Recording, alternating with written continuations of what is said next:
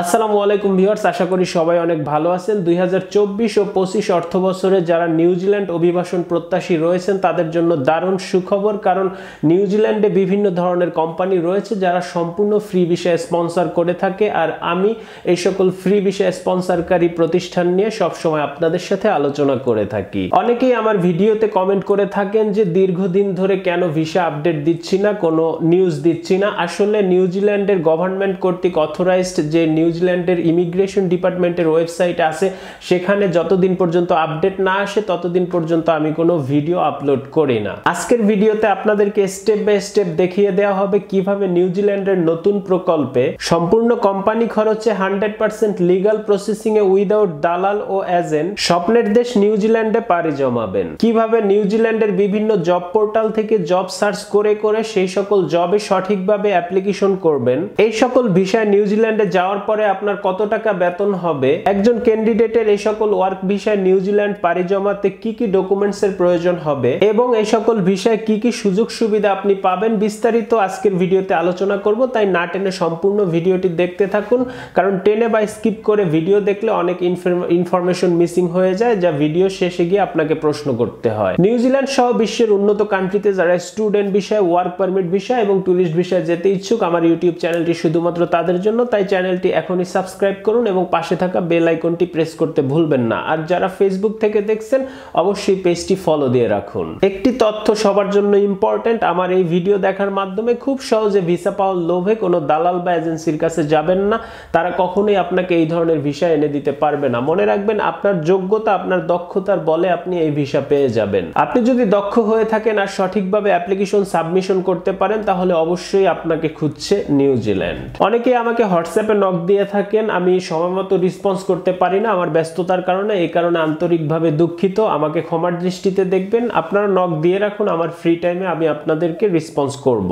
So বর্তমানে নিউজিল্যান্ডে huge পরিমাণে কর্মী সংকট দেখা দেওয়ার কারণে New Zealand government accredited employer work visa নামে নতুন একটি ভিসা প্রকল্প উত্থাপন করেন, যা কিনা সারা পৃথিবী থেকে কর্মী হায়ার করার জন্য এই ভিসা উত্থাপন করেন। এই ভিসাটি 5 বছর মেয়াদী ভিসা এবং এই ভিসা কস্ট হচ্ছে 1540 নিউজিল্যান্ড ডলার, যা কিছুদিন আগে বলতে 2-1 মাস আগেও এটা 750 নিউজিল্যান্ড ডলার ছিল, যেটা বেড়ে 1540 নিউজিল্যান্ড ডলারে রূপান্তর হয়েছে।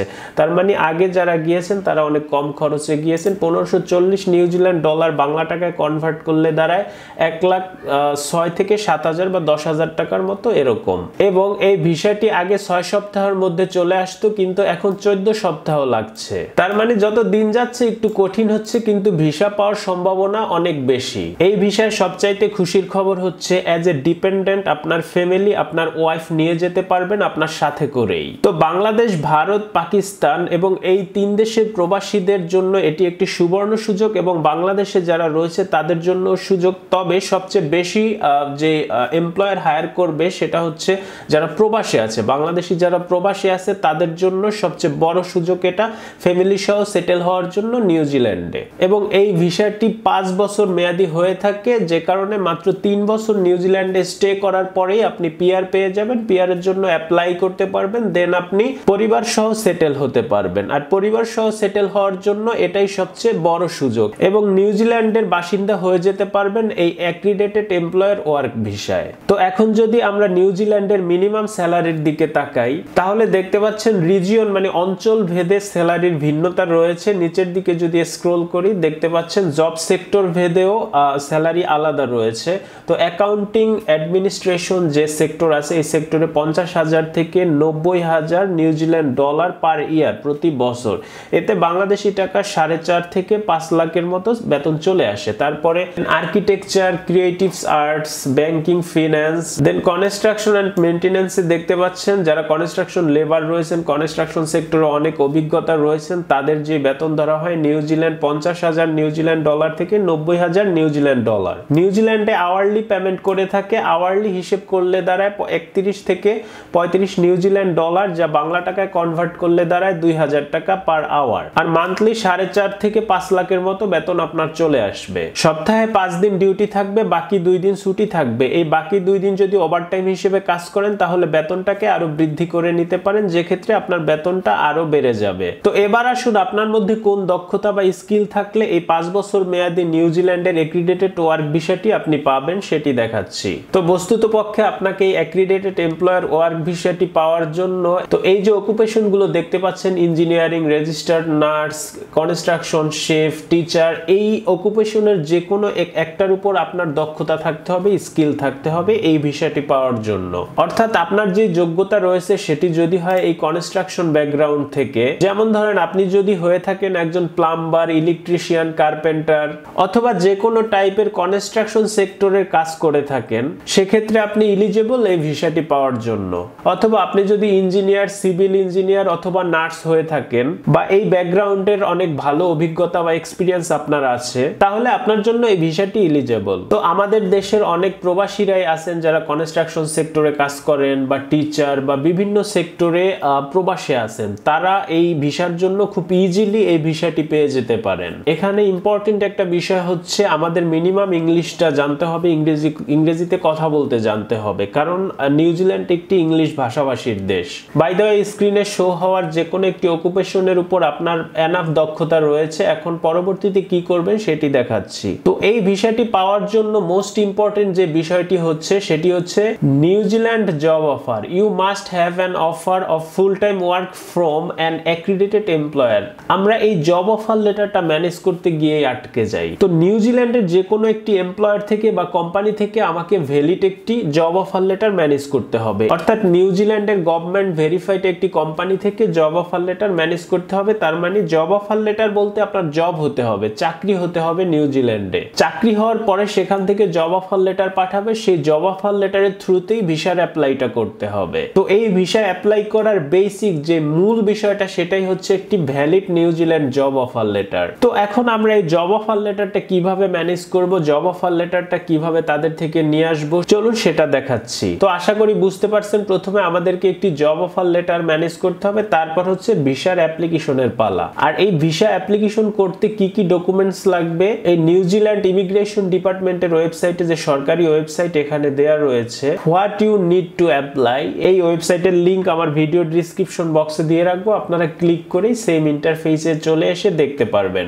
Identify character, health, genuine intentions, New Zealand job offer, এই সকল ডকুমেন্টসগুলো মূলত লাগবে। আর ডান পাশে ক্লিক করলেই এগুলোর বিস্তারিত আপনারা দেখতে পাবেন। তো সাধারণত এই সকল ডকুমেন্ট সবগুলোই ম্যানেজ করা যায়, শুধুমাত্র জব অফার লেটারটা ম্যানেজ করাই কঠিন। এই কারণে আমরা জব অফার লেটার কিভাবে ম্যানেজ করব সেটা দেখাচ্ছি। So job offer letter manage করার জন্য নিউজিল্যান্ড সরকার খুবই সুন্দর একটি ওয়েবসাইট তৈরি করেছেন, যেখানে অগণিত নিউজিল্যান্ডের গভর্নমেন্ট ভেরিফাইড কোম্পানি রয়েছে। অর্থাৎ যে কোম্পানিগুলো অফার লেটার প্রোভাইড করতেছেন তাদের একটি তালিকা তৈরি করেছেন। সো এই প্ল্যাটফর্মটির লিংক আমার ভিডিও ডেসক্রিপশন বক্সে দিয়ে রাখবো। তো আপনারা লিংক থেকে সরাসরি এখানে চলে আসবেন। তো এখানে এসে আপনারা বিভিন্ন কোম্পানির ডিটেইলস পেয়ে যাবেন। দেখতে পাচ্ছেন এফকো মিটস লিমিটেড, এখানে তারা কোম্পানির নাম দিয়ে দিয়েছে, তারপরে ইমেইল অ্যাড্রেস দিয়ে দিয়েছে, ফোন নাম্বার দিয়ে দিয়েছে। আপনি চাইলে কোম্পানির সাথে কন্ট্যাক্ট করতে পারেন ইমেইলের মাধ্যমে। একটি কথা মাথায় রাখবেন, এই সকল দেশে ইমেইলের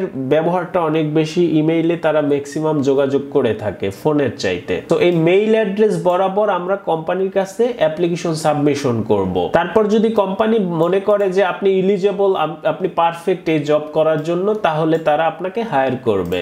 এখন বিষয় হচ্ছে আপনারা কিভাবে বুঝবেন যে কোন কোম্পানি কি ধরনের লোক নিচ্ছে। কোম্পানির নাম দেখে তো আর বোঝা যায় না। সো এই কারণে আপনারা এই কোম্পানির নামটা এখান থেকে কপি করে গুগল সার্চ করবেন। সার্চ করলে তাদের ওয়েবসাইট চলে আসবে। ওয়েবসাইটে আসলে ওয়েবসাইটের ইন্টারফেস দেখে আপনারা বুঝতে পারবেন যে এটা কি কোম্পানি, কি লোক হায়ার করবে। দেন তাদের কেরিয়ার পেজে যেতে পারেন, গিয়েও তাদের বিস্তারিত জানতে পারেন। দেন ওইভাবে অ্যাপ্লিকেশন সাবমিশন করবেন। তাদের তারা যেই কাজ করে থাকেন সেই কাজের সাথে আপনার ব্যাকগ্রাউন্ড যদি মিল থাকে, দেন আপনি ওই কোম্পানিতে সাবমিশন করবেন।